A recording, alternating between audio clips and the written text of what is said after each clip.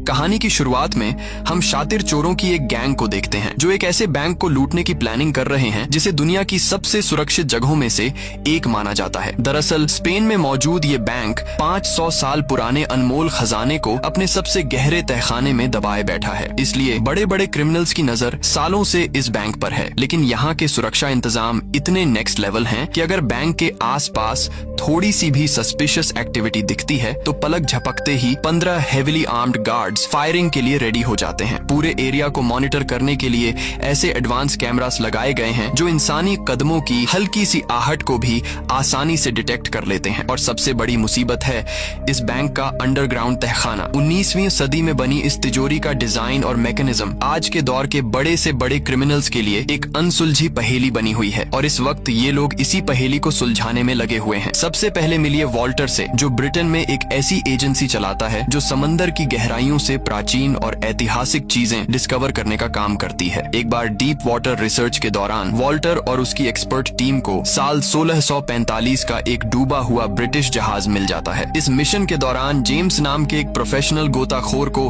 पानी के नीचे एक बहुत पुराना बॉक्स मिलता है जिसके भीतर सदियों पुराने सोने के 3 रेयर सिक्के रखे हुए हैं। इन तीनों सिक्कों के पीछे एक बहुत बड़ा मिस्ट्री छिपा हुआ है जिसे जानने के बाद किसी भी इंसान का लालच जाग जाए। लेकिन इससे पहले कि वॉल्टर और उसके साथी अपनी इस बड़ी सक्सेस का जश्न मना पाते, ठीक उसी समय स्पेनिश नेवी के जंगी जहाजों ने उनके पूरे शिप को चारों तरफ से घेर लिया। स्पेनिश नेवी ऑफिसर का क्लेम था कि वॉल्टर की टीम ने उनके समुद्री बॉर्डर का उल्लंघन करके यह खजाना निकाला है। इसके तुरंत बाद स्पेन की नेवी ने वॉल्टर की टीम की सारी कीमती प्रॉपर्टी अपने कब्जे में ले ली। उन अनमोल सिक्कों वाले बॉक्स को भी वहां की सरकार ने सीज कर लिया और सीधे उसी सुपर सेफ बैंक के अंडरग्राउंड तहखाने में लॉक कर दिया। वॉल्टर अपनी सालों की मेहनत की इस बर्बादी को बर्दाश्त नहीं कर पा रहा था। उसकी टीम ने अपनी जान दांव पर लगाकर समंदर से वह खजाना निकाला था जिसे नेवी ने बिना किसी मेहनत के छीन लिया और अब बदला लेने के लिए वो उस बैंक के भीतर घुसकर अपने तीनों सिक्के वापस चुराने का एक मास्टर प्लान तैयार कर रहा है। वॉल्टर ये मुश्किल काम अकेले नहीं कर सकता था, इसलिए उसने अपने ही देश के एक जीनियस स्टूडेंट थॉम को अपने साथ मिला लिया जो बहुत कम उम्र में एक्स्ट्रॉर्डिनरी माइंडसेट का मालिक है। थॉम अभी यूनिवर्सिटी में पढ़ाई ही पूरी कर रहा था, लेकिन उसकी काबिलियत देखकर दुनिया की कई बड़ी टेक कंपनीज उसे बिना डिग्री के ही ऊंचे पदों की जॉब ऑफर कर रही थीं। हर महीने तकरीबन $4 लाख की सैलरी और बेहतरीन फैसिलिटीज का प्रॉमिस था। मगर थॉम किसी भी कंपनी के कॉर्पोरेट रूल्स और बंदिशों में रहकर काम नहीं करना चाहता था और यहीं उसकी मुलाकात वॉल्टर से हुई। वॉल्टर थॉम के सामने एक बड़ा प्रपोजल रखते हुए कहता है, मैं चाहता हूं कि तुम दुनिया के सबसे एडवांस और सेफ बैंक की सिक्योरिटी को क्रैक करने में हमारी टीम का नेतृत्व करो ताकि मैं अपनी वो अनमोल अमानत वापस ला सकूं जिसे मैंने खुद गहरे समंदर से निकाला था। ये सुनकर थॉम पूरी तरह शॉक्ड हो जाता है और पूछता है, क्या आपको वाकई लगता है कि मैं कोई प्रोफेशनल क्रिमिनल हूँ? वॉल्टर हल्के से मुस्कुराता है और कहता है, इस सीक्रेट मीटिंग से पहले मैंने तुम्हारे बैकग्राउंड और तुम्हारे कमाल के IQ की पूरी इंफॉर्मेशन निकाल ली है। वॉल्टर आगे कहता है, हमें तुमसे कोई चोरी नहीं करवानी, बस तुम अपनी बुद्धिमानी से उस कॉम्प्लिकेटेड तिजोरी के वर्किंग सिस्टम और पूरे लेआउट को समझने में हमारी टीम को गाइड करो। थॉम अभी भी दुविधा में होता है, लेकिन आपको इतना कॉन्फिडेंस कैसे है कि मैं इस इलीगल काम के लिए तैयार हो जाऊंगा? तभी वॉल्टर अपना सबसे बड़ा पत्ता खोलता है, अगर यह मिशन सक्सेसफुल रहा तो तुम्हें इतना बड़ा हिस्सा मिलेगा कि तुम्हारी आने वाली कई पीढ़ियां भी बिना कुछ किए ऐश की जिंदगी झेंगी। इतना कहकर वो स्पेन का एक हवाई टिकट टेबल पर छोड़ देता है और वहां से चला जाता है। थॉम घर लौटकर इंटरनेट पर बैंक ऑफ स्पेन के बारे में छानबीन करता है और पता चलता है कि इसकी तिजोरी दुनिया की सबसे उलझी हुई तिजोरी है जिसे आज तक कोई नहीं तोड़ पाया। यह चैलेंज देखकर थॉम का इंटरेस्ट और बढ़ जाता है और वो वॉल्टर के साथ जाने का फैसला कर लेता है। अगले दिन पिता को कॉल करके बताता है और फिर फ्लाइट पकड़कर मैड्रिड एयरपोर्ट पहुंच जाता है। वहां उसकी मुलाकात लोरेन से होती है। लोरेन वॉल्टर की शातिर एजेंट थी जो हर मिशन पर अपनी पहचान बदल लेती थी। लोरेन उसे बैंक ऑफ स्पेन के ठीक सामने वाली एक ऊंची बिल्डिंग में ले जाती है जहां वॉल्टर उसका वेलकम करता है और बताता है कि यहीं से पूरे ऑपरेशन को कंट्रोल किया जाएगा। वहां क्लाउस नाम के एक कंप्यूटर हैकर से थॉम की मुलाकात होती है। वॉल्टर बताता है कि पूरे मिशन को जेम्स लीड करेगा। तभी साइमन नाम के शख्स की एंट्री होती है जिसकी खासियत थी कि वो किसी भी चीज को पल भर में ढूंढ निकालता था। वॉल्टर बैंक की मेन तिजोरी क्रैक करने की जिम्मेदारी सीधे थॉम को सौंप देता है। ये सुनकर जेम्स भड़क जाता है क्योंकि उसका कहना था कि थॉम को ऐसे खतरनाक कामों का कोई एक्सपीरियंस नहीं है। वॉल्टर उसकी बात अनसुनी कर क्लाउस से मिशन का अपडेट पूछता है। क्लाउस बताता है कि बैंक का पूरा टेलीफोन सिस्टम तो हैक हो गया है, लेकिन इंटरनल सिस्टम में घुसने के लिए एक सीक्रेट पासवर्ड चाहिए। रैंडम नंबर्स डालकर बाईपास करने में 100 करोड़ से भी ज्यादा कॉम्बिनेशंस ट्राई करने पड़ते, जो नामुमकिन था। तभी थॉम एक आइडिया देता है कि जो बैंक स्टाफ अभी छुट्टी पर है उसे बैंक के किसी ऑफिशियल नंबर पर कॉल करो और खुद को बैंक ऑफ स्पेन के कस्टमर केयर या वॉइसमेल सर्विस का एजेंट बताओ। फिर उनसे कहो कि आपके अकाउंट पर एक अर्जेंट मैसेज आया है, जिसे सुनने के लिए कृपया बीप के बाद अपना सीक्रेट पासवर्ड एंटर करें। शुरुआत में टीम के बाकी मेंबर्स को लगता है कि यह बहुत ही बचकाना आइडिया है, पर हैरानी की बात यह होती है कि थॉम की यह सोशल इंजीनियरिंग ट्रिक 100% काम कर जाती है। इस आसान सी चाल की मदद से क्लाउस को बैंक के अंदर लगे कुछ बेहद जरूरी कैमरास की लाइव फुटेज का एक्सेस मिल जाता है। भले ही यह कोई बहुत पेचीदा तकनीक नहीं थी, पर जो लोग इस खेल को नहीं जानते उनके लिए यह काम करना नामुमकिन था। वॉल्टर थॉम को थैंक्स कहता है और लोरेन भी उसके तेज दिमाग से काफी इम्प्रेस हो जाती है। इस पहली बड़ी कामयाबी के बाद वॉल्टर थॉम के सामने उन 3 पुराने सोने के सिक्कों का असली सीक्रेट रिवील करता है। ये रहस्यमयी कहानी 16वीं सदी के एक ब्रिटिश पायरेट से जुड़ी है, जिसने स्पेन के एक शाही जहाज से अरबों का खजाना लूटा था और उसे किसी अनजान आइलैंड पर छुपा दिया था। लेकिन आज तक दुनिया का कोई भी खोजी या सरकार यह पता नहीं लगा पाई कि वह खजाना आखिर किस जगह पर दफन है। करीब 30 साल पहले वॉल्टर ने एक बहुत पुरानी गुप्त चिट्ठी खरीदी थी, जिसमें उस खजाने के ठिकाने से जुड़े कुछ हिंट्स लिखे हुए थे। बाद में सालों की रिसर्च से यह बात साफ होती है कि उस खजाने की बिल्कुल सटीक लोकेशन और उसके कोऑर्डिनेट्स उन्हीं 3 सोने के सिक्कों पर बहुत बारीक नक्काशी से लिखे गए हैं। वॉल्टर ने अपनी जिंदगी के कई साल समंदर की लहरों के बीच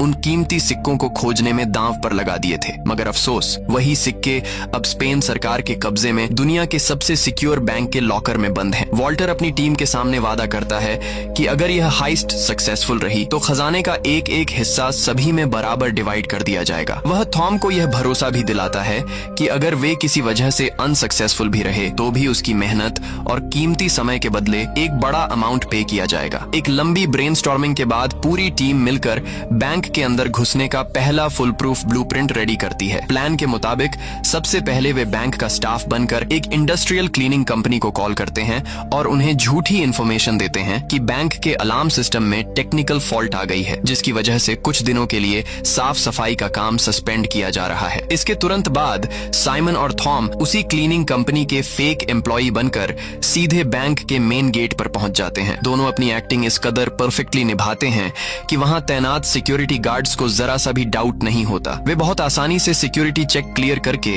बैंक के इंटरनल एरिया में एंट्री ले लेते हैं। दूसरी तरफ शातिर लॉरेन एक आर्ट एक्सपर्ट का रूप धारण करती है, जो एक्सपेंसिव और रेयर पेंटिंग्स की जांच करती है। वह बैंक एडमिनिस्ट्रेशन को यह दिखाने आई है कि वहां रखी हिस्टोरिकल कलाकृतियों को कोई डैमेज तो नहीं पहुंचा है। वह पूरे कॉन्फिडेंस के साथ वहां के चीफ सिक्योरिटी ऑफिसर गुस्तावो से मिलती है। गुस्तावो को उस पर रत्ती भर भी शक नहीं होता, क्योंकि लोरेन को पेंटिंग्स और आर्ट वर्ल्ड की गजब की नॉलेज है। इसी बातचीत के दौरान लोरेन बहुत ही स्मार्टली अपना बबल टी कप गुस्तावो के हाथ में थमा देती है, ताकि वह चुपके से उसके फिंगरप्रिंट्स कलेक्ट कर सके। उधर अपने सीक्रेट बेस पर बैठा क्लाउस सीसीटीवी कैमरास के जरिए बैंक के अंदर मौजूद अपने साथियों की हर एक मूवमेंट को बारीकी से ट्रैक कर रहा है। वह तुरंत साइमन को एक सीक्रेट सिग्नल भेजता है कि वह बिना किसी की नजर में आए बैंक के वीआईपी टेक्निकल रूम में घुस जाए। साइमन बिना कोई टाइम वेस्ट किए वहां पहुंचता है और अपने साथ लाया हुआ एक जासूसी गैजेट वहां के मेन सिग्नल पोर्ट से अटैच कर देता है। इस मास्टर स्ट्रोक से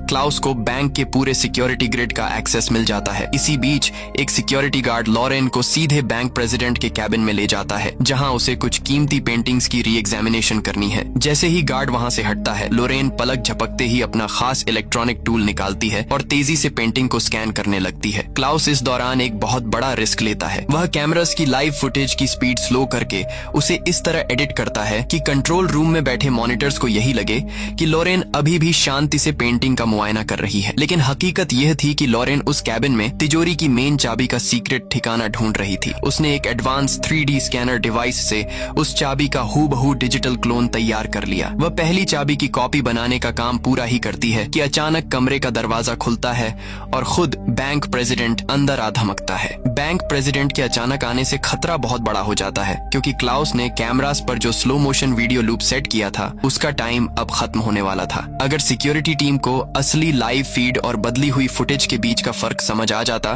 तो उनका पूरा हाइस्ट उसी पल तबाह हो जाता। लेकिन इस मुश्किल घड़ी में भी लोरेन गजब का प्रेजेंस ऑफ माइंड दिखाती है। वह बैंक प्रेसिडेंट से बेहद शालीनता से कहती है कि सर, थोड़ा साइड हो जाइए ताकि मैं इस आर्टवर्क की एक परफेक्ट फोटो ले सकूं। वह बिना किसी शक के पीछे हट जाता है और लोरेन अपनी हाजिर जवाबी से इस बड़े खतरे को टाल देती है। थोड़ी ही देर में बैंक प्रेसिडेंट उस कैबिन से बाहर चला जाता है और लोरेन को अपना बाकी काम पूरा करने का मौका मिल जाता है। लोरेन बिना एक पल गंवाए फुर्ती से उस दूसरी चाबी को भी स्कैन कर लेती है जो एक दूसरी कीमती पेंटिंग के पीछे बहुत ही चालाकी से छिपाई गई थी। ठीक इसी समय थॉम को एक बेहद डेंजरस काम सौंपा गया था। उसे बैंक के मेन मीटिंग रूम में जाना था और वहाँ टेबल के नीचे छिपकर अपने एडवांस स्कैनर के जरिए नीचे बनी रहस्यमयी तिजोरी की पूरी बनावट और उसके स्ट्रक्चर का मैप तैयार करना था। लेकिन बदकिस्मती देखिए, तभी बैंक के कुछ बड़े ऑफिशियल्स की एक टीम मीटिंग के लिए अचानक उसी कमरे में आ जाती है। अब थॉम के पास सांसें रोककर चुपचाप मेज के नीचे दुबकने के अलावा कोई रास्ता नहीं बचता। तभी वहाँ बैठे एक स्टाफ के हाथ से कुछ जरूरी फाइल्स फिसलकर सीधे फर्श पर गिर जाती हैं। वह शख्स जैसे ही उन्हें उठाने के लिए नीचे झुकने लगता है, थॉम की जान हलक में आ जाती है। लेकिन ठीक उसी नाजुक मोड़ पर अचानक पूरे बैंक में अलार्म गूंज उठता है। उस लाउड सायरन को सुनते ही और सभी अधिकारी मीटिंग छोड़कर तुरंत बाहर भाग जाते हैं। थॉम की किस्मत यहाँ उसका पूरा साथ देती है और वह बाल बाल बच जाता है। असल में थॉम की उस स्कैनिंग मशीन से जो इलेक्ट्रोमैग्नेटिक वेव्स निकल रही थी, उसी के कारण बैंक का अलार्म सिस्टम एक्टिवेट हो गया था। अलार्म बजते ही बैंक के ठीक सामने बने मिलिट्री हेडक्वार्टर से मरीन कमांडो और सिक्योरिटी गार्ड्स तुरंत एक्शन मोड में आ जाते हैं। वे पल भर में पूरे बैंक को चारों तरफ से कॉर्डन ऑफ कर लेते हैं। गुस्तावो तुरंत ऑर्डर पास कर देता है कि जांच पूरी होने तक बैंक परिसर से कोई भी इंसान बाहर कदम नहीं रखेगा। उधर लोरेन ने दूसरी चाबी का डिजिटल क्लोन तो बना लिया था, पर पाबंदियों के कारण उसे वापस उसकी जगह पर रखने का मौका नहीं मिल पाता। तभी बैंक प्रेसिडेंट वहां आता है और लोरेन को सुरक्षा कारणों से तुरंत अपने साथ बाहर चलने को कहता है। इस अचानक आई आफत से पूरी टीम के होश उड़ जाते हैं। सब लोग अपने सीक्रेट बेस पर घबराए हुए थे कि इस सिचुएशन को कैसे हैंडल किया जाए। तभी थॉम खुद आगे बढ़कर सामने आता है। वह कहता है कि वह अपनी जान दांव पर लगाकर लोरेन के हाथ से छूटने वाली उस चाबी को हवा में ही लपक लेगा और उसे वापस तिजोरी के गुप्त स्थान पर फिट कर देगा। थॉम गजब की फुर्ती दिखाता है और उस चाबी को जमीन पर गिरने से पहले ही हवा में कैच कर लेता है, जिससे कोई आवाज नहीं होती। लेकिन जैसे ही थॉम उस चाबी को वापस उसकी जगह पर सेट करता है, तभी अचानक एक सिक्योरिटी गार्ड उस कमरे में आ जाता है। वह थॉम को वहां देखकर कड़क आवाज में पूछती है, तुम इस रिस्ट्रिक्टेड एरिया में क्या कर रहे हो? थॉम तुरंत एक मासूम सा चेहरा बनाता है और अपने कानों पर हाथ रखते हुए बोलता है, ओह सॉरी मैम, असल में मैंने अपने कानों में हेडफोन्स लगा रखे थे और तेज वॉल्यूम में म्यूजिक सुन रहा था, इसी वजह से मुझे अलार्म का सायरन सुनाई नहीं दिया। गार्ड उस पर चिल्लाते हुए कहता है, बहानेबाजी बंद करो और तुरंत यहाँ से बाहर निकलो। उधर कंट्रोल रूम में बैठे गुस्तावो ने बारीकी से नोटिस किया कि अलार्म का सिग्नल सीधे मेन तिजोरी वाले हिस्से से आया था। वह बिना देर किए हथियारों से लैस सैनिकों को नीचे तहखाने में भेजता है, लेकिन वहाँ काफी छानबीन के बाद भी उन्हें कोई सस्पिशियस चीज या इंसान नजर नहीं आता। आखिरकार कोई पुख्ता सबूत न मिलने की वजह से गुस्तावो को मजबूरी में सभी को बैंक से जाने देने का फैसला करना पड़ता है। इस जोखिम भरे काम से सही सलामत लौटने के बाद जब पूरी टीम बैंक से चुराए गए डेटा की बारीकी से जांच करती है, तो थॉम एक बार फिर अपनी गजब की बुद्धिमानी का सबूत देता है। वह ध्यान देता है कि स्कैनर तिजोरी के एक खास हिस्से का साफ ढांचा नहीं बना पाया है। वो तुरंत समझ जाता है कि उस जगह पर पानी मौजूद है। दरअसल उस गुप्त तिजोरी के ठीक ऊपर पानी का एक बहुत बड़ा टैंक मौजूद है। 19वीं सदी के उस्ताद इंजीनियर्स ने इस लॉकर की सुरक्षा के लिए ऐसा अचूक चक्रव्यूह बनाया है कि अगर कोई भी घुसपैठियां बिना अनुमति के इसके अंदर कदम रखता है, तो मुख्य पाइपलाइन के सारे वाल्व्स खुद ब खुद खुल जाते हैं। देखते ही देखते वह पूरा हिस्सा पानी से भर जाता है, जिससे चोर वहीं फंसकर अपनी जान गंवा बैठता है। थॉम अपनी खोज से यह भी पता लगाता है कि उस पुराने दौर में आज की तरह कोई मोशन डिटेक्शन टेक्नोलॉजी तो मौजूद नहीं थी, पर उसकी जगह उन्होंने फर्श के नीचे एक बहुत ही संवेदनशील तराजू फिट कर रखा है। जैसे ही तिजोरी की जमीन पर तय सीमा से 1 ग्राम भी फालतू वजन पड़ता है, वह पूरा सिस्टम खुद एक्टिवेट हो जाता है और वाटर ट्रैप चालू हो जाता है। अब टीम के सामने सबसे बड़ी चुनौती ये है कि उस संवेदनशील तराजू को बिना डिस्टर्ब किए तिजोरी को कैसे पार किया जाए। उधर बैंक में अलार्म बजने की उस घटना के बाद जब सुरक्षा बलों को कोई सुराग नहीं मिलता, तो बैंक प्रेसिडेंट गुस्तावो को बहुत बुरी तरह डांटते हैं। उसी दौरान पूरे देश में फुटबॉल वर्ल्ड कप का जोश अपने चरम पर होता है और बैंक के ठीक बाहर बने चौक पर स्पेन की टीम का हौसला बढ़ाने के लिए हजारों फैंस की भारी भीड़ जमा होती है। बैंक प्रेसिडेंट के सलाहकार गुस्तावो का बचाव करते हुए कहते हैं कि शायद अलार्म बजने की वजह बाहर लगे बड़े बड़े पावर जनरेटर्स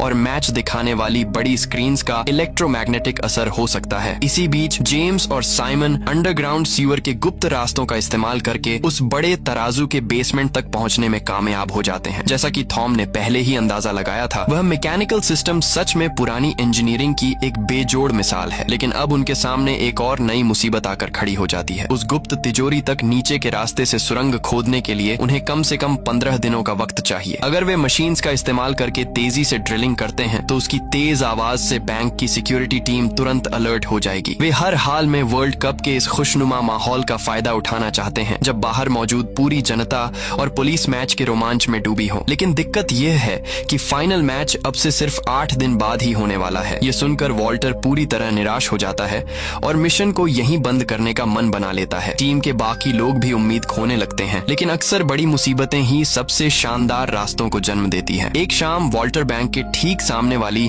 एक ऊंची इमारत की छत पर जाता है। वहां से नीचे का नजारा देखते हुए वह नोटिस करता है कि जब भी फुटबॉल मैच के दौरान स्पेन की टीम कोई गोल दागती है और नीचे खड़ी भीड़ खुशी के मारे चिल्लाती है तो बैंक के मोशन डिटेक्शन कैमरास खुद ब खुद उस शोर की तरफ घूम जाते हैं। इसका साफ मतलब है कि वे नीचे के बजाय बैंक की छत के रास्ते ऊपर से अंदर घुस सकते हैं। लेकिन यह पूरा खतरनाक प्लान स्पेन की फुटबॉल टीम की जीत पर टिका है और किस्मत देखिए, स्पेन की टीम बेहतरीन खेल दिखाते हुए सेमीफाइनल जीतकर सीधे फाइनल में पहुंच जाती है। अब टीम के लिए बस तिजोरी तक पहुंचने के रास्ते को सेफ बनाना बाकी है। इसी बीच एक दिन कंट्रोल रूम में ड्यूटी संभालते हुए गुस्तावो के कानों में सफाई कर्मचारियों की बातचीत का कुछ हिस्सा पड़ता है। वे आपस में बात कर रहे हैं कि कुछ दिनों पहले बैंक की तरफ से सफाई का काम रोकने के लिए एक कॉल आया था क्योंकि सिस्टम में कोई खराबी थी। ये बात सुनते ही गुस्तावो को झटका लगता है और उसे तुरंत याद आता है कि उस दिन 2 नए सफाई कर्मी बैंक के अंदर आए थे। वह बिना कोई वक्त गंवाए पुराने कैमरास के रिकॉर्ड्स खंगालना शुरू करता है जहां उसे थॉम और साइमन की साफ तस्वीरें मिल जाती हैं। लेकिन चूंकि उन दोनों का कोई पुराना पुलिस रिकॉर्ड नहीं है, इसलिए बैंक का फेशियल रिकॉग्निशन सिस्टम उनकी पहचान बताने में फेल हो जाता है। अब गुस्तावो पहले से कहीं ज्यादा अलर्ट हो चुका है। वह बैंक के अंदर सिक्योरिटी गार्ड्स की संख्या दोगुनी कर देता है और परिसर के कोने कोने में नए खुफिया कैमरास लगवा देता है। उधर थॉम इस मिशन को सफल बनाने के लिए कई रातों से सोया नहीं है। वह पूरी लगन से उस बड़े तराजू की मुश्किल समस्या का हल निकालने में दिन रात लगा हुआ है। आखिरकार अपने बेहतरीन दिमाग की बदौलत थॉम एक बहुत ही अनोखा रास्ता ढूंढ निकालता है। वह टीम को सलाह देता है कि वे उस पुराने तराजू को फ्रीज करने के लिए लिक्विड नाइट्रोजन गैस का इस्तेमाल करेंगे क्योंकि बहुत ज्यादा ठंडी नाइट्रोजन गैस किसी भी मजबूत मेटल को कुछ ही सेकंड्स में जमा कर पूरी तरह सुन्न कर देती है। थॉम के हिसाब से उस विशाल सिस्टम को पूरी तरह फ्रीज करने के लिए कम से कम 500 किलो नाइट्रोजन गैस की जरूरत है और इस जोखिम भरे काम का जिम्मा साइमन के कंधों पर होता है। टीम के सभी सदस्य थॉम के इस प्लान पर अपनी सहमति जताते हैं और मिशन का अंतिम काउंटडाउन शुरू हो जाता है। सबसे पहले वे गुस्तावो के चुराए गए फिंगरप्रिंट से उसका एक हूबहू नकली क्लोन तैयार करते हैं। इसके बाद तिजोरी के मुख्य दरवाजों को अनलॉक करने के लिए दोनों चाबियों की डुप्लीकेट कॉपीज भी बना ली जाती हैं। इसी बीच वॉल्टर चुपचाप 3 नकली सोने के सिक्के भी तैयार करवा लेता है। ये नकली सिक्के आगे चलकर क्या खेल दिखाने वाले हैं, ये आपको कहानी के लास्ट में पता चलेगा। आखिरकार वह दिन आ ही जाता है जब स्पेन और नेदरलैंड्स की टीम्स के बीच फुटबॉल वर्ल्ड कप का फाइनल मुकाबला खेला जाना है। इसी मुकाबले की आड़ में देश के इतिहास की सबसे सनसनीखेज डकैती को अंजाम दिया जाने वाला है। बाहर मुख्य चौक पर लाखों की बेकाबू भीड़ बड़ी बड़ी स्क्रीन के सामने अपनी टीम का हौसला बढ़ाने के लिए जमा हो चुकी है। टीम का हर एक मेंबर अपनी अपनी पोजीशन पर पूरी तरह मुस्तैद है। थॉम, लोरेन और जेम्स बैंक के ठीक सामने वाली इमारत की छत से रस्सियों के सहारे हवा में झूलते हुए बैंक की छत पर उतरते हैं और एक स्पेशल कटर से कांच काटकर खामोशी से रस्सियों के जरिए नीचे मुख्य लॉबी में उतर जाते हैं। सिक्योरिटी गार्ड्स की हर एक मूवमेंट पर क्लाउस अपने ठिकाने से पैनी नजर रखे हुए हैं और सही समय पर उन्हें आगे बढ़ने के सीक्रेट सिग्नल्स भेज रहा है। उसकी सटीक गाइडेंस की वजह से वे तीनों बिना किसी की नजर में आए सिक्योरिटी को चकमा देते हुए आगे बढ़ते चले जाते हैं। इसके बाद वे वेंटिलेशन डक्ट के संकरे रास्तों से होते हुए मुख्य तिजोरी की तरफ बढ़ते हैं। इस फाइनल मैच के रोमांच के बीच भी गुस्तावो की नजरें टस से मस नहीं हो रही हैं। उसे पूरा अंदेशा है कि शातिर चोर इस सुनहरे मौके का फायदा उठाने की कोशिश जरूर करेंगे, इसलिए वह खुद कंट्रोल रूम की स्क्रीन्स पर एक एक हरकत को बारीकी से देख रहा है। जैसे ही वे वेंटिलेशन डक्ट के मुहाने से बाहर निकले, तीनों के पैरों तले जमीन खिसक गई क्योंकि उनके सामने 2 दीवारों के बीच एक भयानक गहरी खाई है। तीनों अपने साथ लाई पोर्टेबल सीढ़ी को खोलकर दोनों दीवारों को आपस में जोड़ देते हैं। जेम्स सबसे आखिर में उस सीढ़ी पर चढ़ता है, लेकिन जैसे ही वह बीच रास्ते पहुंचता है, सीढ़ी अचानक नीचे की तरफ सरकने लगती है। मौत को सामने देख जेम्स पूरी ताकत से आगे की तरफ छलांग लगाता है। ठीक उसी नाजुक पल में थॉम हवा में ही उसका हाथ मजबूती से थाम लेता है और जेम्स की जान बच जाती है। उधर क्लाउस सिस्टम को हैक करके पहला सिक्योरिटी दरवाजा खोल देता है। इसके बाद उनके सामने एक और बेहद भारी स्टील का दरवाजा आता है। इसे खोलने के लिए गुस्तावो के नकली फिंगरप्रिंट और उन दोनों डुप्लीकेट चाबियों का एक साथ एक ही सेकंड में इस्तेमाल किया जाना जरूरी है। तीनों साथियों के तालमेल के बिना यह दरवाजा खुलना पूरी तरह नामुमकिन है। किस्मत से फिंगरप्रिंट और चाबियों का वह कॉम्बिनेशन एकदम सटीक बैठता है और आखिरकार बैंक का वह अंतिम दरवाजा भी उनके सामने खुल जाता है। अब उनके ठीक सामने वह फर्श है जिसके नीचे वह संवेदनशील तराजू लगा हुआ है। अंडरग्राउंड सीवर में तैनात साइमन को जैसे ही टॉम का सिग्नल मिलता है, वह बिना देरी किए उस तराजू के मुख्य बेस पर भारी मात्रा में नाइट्रोजन गैस रिलीज करना शुरू कर देता है। ऊपर तिजोरी में खड़े तीनों लोग अपनी सांसें रोके उस मैकेनिज्म के जमने का इंतजार कर रहे हैं। कुछ ही पलों में अत्यधिक ठंड की वजह से वह तराजू पूरी तरह फ्रीज होकर एक जगह स्थिर हो जाता है। थॉम सबसे पहले हिम्मत दिखाकर उस फर्श पर कदम रखता है। जब सब कुछ सुरक्षित लगता है तो बाकी दोनों भी अंदर दाखिल हो जाते हैं और उन 3 सोने के सिक्कों वाले पुराने डिब्बे को तलाशने लगते हैं। इसी दौरान गुस्तावो स्क्रीन पर देखता है कि मुख्य लॉबी के कुछ अहम सेंसर्स अचानक ऑफ हो गए हैं। वह तुरंत सिक्योरिटी टीम को वहां भेजता है, जिन्हें छत पर हुआ वह सुराख मिल जाता है। गुस्तावो पल भर में समझ जाता है कि चोर बैंक के भीतर घुस चुके हैं और वह तुरंत सेना को बुलाकर पूरे बैंक की नाकेबंदी का आदेश दे देता है। इसी बीच तिजोरी के भीतर एक और मुसीबत आ जाती है। नीचे बेसमेंट में छोड़ी गई नाइट्रोजन गैस का असर अब धीरे धीरे कम होने लगा है और वह तराजू दोबारा एक्टिवेट होने की कगार पर है। तभी अचानक लोरेन की नजर उस अलमारी पर पड़ती है और उसे वह पुराना डिब्बा मिल जाता है। लेकिन जैसे ही लोरेन उस डिब्बे को अपने हाथ में लेती है, जेम्स अचानक अपनी जेब से गन निकालता है और उन दोनों के सीने पर तान देता है। वह ठंडे लहजे में लोरेन से वह डिब्बा उसके हवाले करने को कहता है। असल में जेम्स ब्रिटिश सरकार का एक सीक्रेट एजेंट है जो उस ऐतिहासिक खजाने को वापस अपने देश ले जाने के मिशन पर है। इसी खींचतान में वह तराजू पूरी तरह एक्टिव हो जाता है। खतरे को भांपते हुए लोरेन वह डिब्बा तुरंत जेम्स की तरफ उछाल देती है और थॉम का हाथ पकड़कर बाहर की ओर भागने की कोशिश करती है, लेकिन तब तक बहुत देर हो चुकी होती है। तिजोरी का भारी स्टील का दरवाजा पूरी रफ्तार से बंद हो जाता है और वे तीनों उस काल कोठरी में कैद हो जाते हैं। दीवारों में लगे मुख्य पाइप से पानी का भयानक बहाव शुरू हो जाता है और वह तिजोरी तेजी से एक स्विमिंग पूल में बदलने लगती है। बाहर सेना के जवान भी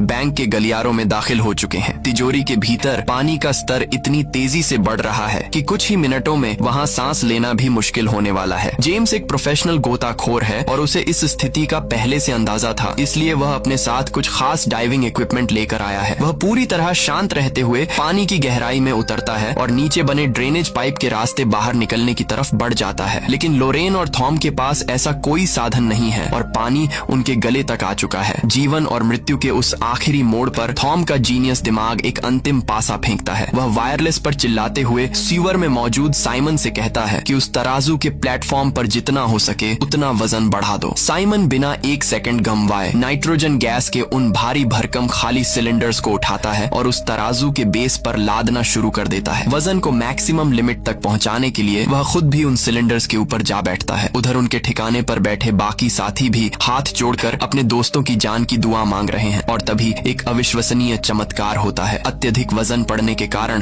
तराजू का मैकेनिज्म पूरी तरह लॉक हो जाता है और पानी का वह भयानक बहाव धीरे धीरे थम जाता है। आखिरी कुछ पलों में थॉम और लोरेन की जान बाल बाल बच जाती है। जैसे ही बाहर सिस्टम नॉर्मल होता है, सेना के जवान और गुस्तावो भारी हथियारों के साथ तिजोरी का दरवाजा खोलकर भीतर दाखिल होते हैं, लेकिन वहां कदम रखते ही उन सब के होश उड़ जाते हैं। वहां कोई इंसान या खजाना नहीं होता, सिर्फ एक बिल्कुल खाली तिजोरी होती है। गुस्तावो अपनी पूरी जिंदगी की सर्विस में पहली बार इतना बेबस महसूस कर रहा है, क्योंकि वह यह समझ ही नहीं पा रहा कि वे शातिर चोर हवा में गायब कैसे हो गए। कुछ देर छानबीन के बाद गुस्तावो को आखिरकार ये सुराग मिल जाता है कि वे शातिर चोर पानी की मुख्य पाइपलाइन और छत के वेंटिलेशन डक्ट के रास्ते वहां से भाग निकले हैं। गुस्तावो को पूरा यकीन है कि चोर अभी भी बैंक की सीमा के आसपास ही होंगे, इसीलिए वह अपनी पूरी फोर्स को उन्हें छप्पे छप्पे पर तलाशने का हुक्म दे देता है। दूसरी तरफ थॉम और लोरेन एक बार फिर उसी संकरे वेंटिलेशन के रास्ते रेंगते हुए तेजी से आगे बढ़ रहे हैं। लेकिन अब संकट यह है कि क्लाउस कैमरास के जरिए उनकी कोई मदद नहीं कर पा रहा है, क्योंकि सैनिकों ने बैंक के सभी निकास द्वारों को पूरी तरह ब्लॉक कर दिया है। तभी इस मुश्किल घड़ी में लोरेन को अचानक तीसरी मंजिल पर मौजूद भागने का एक गुप्त गुप्त रास्ता याद आता है। वह बिना वक्त गंवाए थॉम को अपने पीछे आने का इशारा करती है। गार्ड्स अब उनके बिल्कुल करीब पहुंच चुके हैं। दोनों फुर्ती दिखाते हैं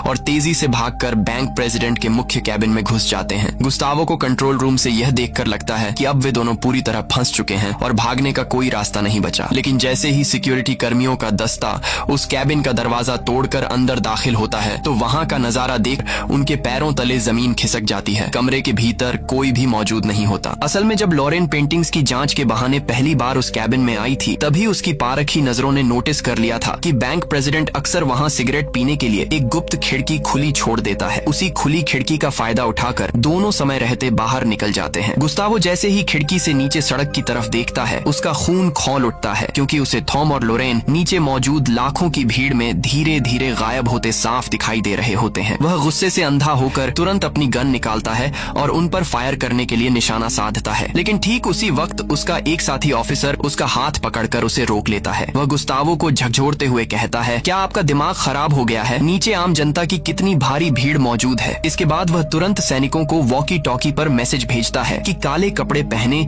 उन दोनों संदिग्धों को उस भीड़ में से ढूंढकर बाहर निकालो। लेकिन थॉम और लोरेन इस सिचुएशन के लिए पहले से ही तैयार हैं। वे भीड़ में कदम रखते ही पलक झपकते अपने काले कपड़े उतारकर फेंक देते हैं और आम फुटबॉल फैंस की तरह दिखने लगते हैं। अपनी पहचान छिपाने के लिए दोनों भीड़ के बीच एक प्रेमी जोड़े की तरह एक दूसरे को गले लगा लेते हैं। सैनिक उनके इस झांसे में आ जाते हैं और उन्हें पहचान नहीं पाते, जिसके कारण आखिरकार सेना को हार माननी पड़ती है। इस मिशन के कुछ समय बाद वॉल्टर इंग्लैंड की धरती पर मार्गरेट नाम की एक हाई प्रोफाइल महिला से मिलने पहुंचता है। मार्गरेट और जेम्स दोनों असल में ब्रिटिश खुफिया एजेंसी के बेहद शातिर सीक्रेट एजेंट्स हैं। वॉल्टर वहां उन 3 सोने के सिक्कों से मिलने वाले खजाने के हिस्से पर बात करने के इरादे से आया है, लेकिन मार्गरेट कड़े शब्दों में उसे कोई भी हिस्सा देने से साफ इनकार कर देती है। जेम्स उन तीनों सिक्कों को सुरक्षित अपने देश ले आया है और उसने वहां के एक बड़े प्रोफेसर को उन सिक्कों पर उकेरे गए खजाने के गुप्त कोऑर्डिनेट्स का पता लगाने के काम पर लगा दिया है। लेकिन जेम्स और उसकी एजेंसी इस बात से पूरी तरह अनजान है कि वॉल्टर को जेम्स की वफादारी पर बहुत पहले से ही शक हो गया था। इसीलिए वॉल्टर ने बैंक के भीतर ही लोरेन की मदद से उन असली सोने के सिक्कों को बहुत चालाकी से बदलकर उनकी जगह हूबहू दिखने वाले नकली सिक्के रखवा दिए थे। उन नकली सिक्कों पर जो दिशा निर्देश खुदे हैं वे पूरी तरह गलत और फर्जी हैं। जब जेम्स और मार्गरेट को इस धोखे का एहसास होता है तो उनके गुस्से का ठिकाना नहीं रहता। दूसरी तरफ फ्रांस के पश्चिमी हिस्से में स्थित एक खूबसूरत आइलैंड पर वॉल्टर की पूरी टीम इस कामयाबी का जश्न मना रही है। इस बीच थॉम ने अपनी असाधारण प्रतिभा से हवाई जहाज उड़ाने का ऑफिशियल पायलट लाइसेंस भी हासिल कर लिया है। तभी शातिर लॉरेन अपनी जेब से वे असली सोने के 3 सिक्के निकालती हैं और थॉम उन पर अंकित सही दिशा निर्देशों को कंप्यूटर सिस्टम में दर्ज करके खजाने की असली लोकेशन ट्रैक करता है। जैसे ही खजाने का असली ठिकाना स्क्रीन पर सामने आता है वे सब के सब हैरान रह जाते हैं, क्योंकि वह अरबों का खजाना खुद इंग्लैंड के एक सबसे बड़े सेंट्रल बैंक के भीतर दफन है। वह बैंक भी टेक्नोलॉजी के मामले में बेहद आधुनिक और दुनिया के सबसे उन्नत सिक्योरिटी सिस्टम से लैस माना जाता है। अब इन चारों साथियों के सामने एक और बहुत बड़ी चुनौती आ खड़ी हुई है। आगे की रोमांचक कहानी में हम देखेंगे कि इंग्लैंड के इस सबसे सुरक्षित बैंक को अपना अगला निशाना बनाते समय थॉम कौन सी नई और अद्भुत योजना तैयार करता है। तो ऐसी ही और मजेदार वीडियोस देखने के लिए सब्सक्राइब करें आपके अपने चैनल ज़ोरिक्स मूवीज को। और जो स्क्रीन पर वीडियो दिख रही है ये भी काफी मजेदार है, तो क्लिक करो और एंजॉय करो। मिलते हैं नेक्स्ट वीडियो में, तब तक के लिए बाय बाय।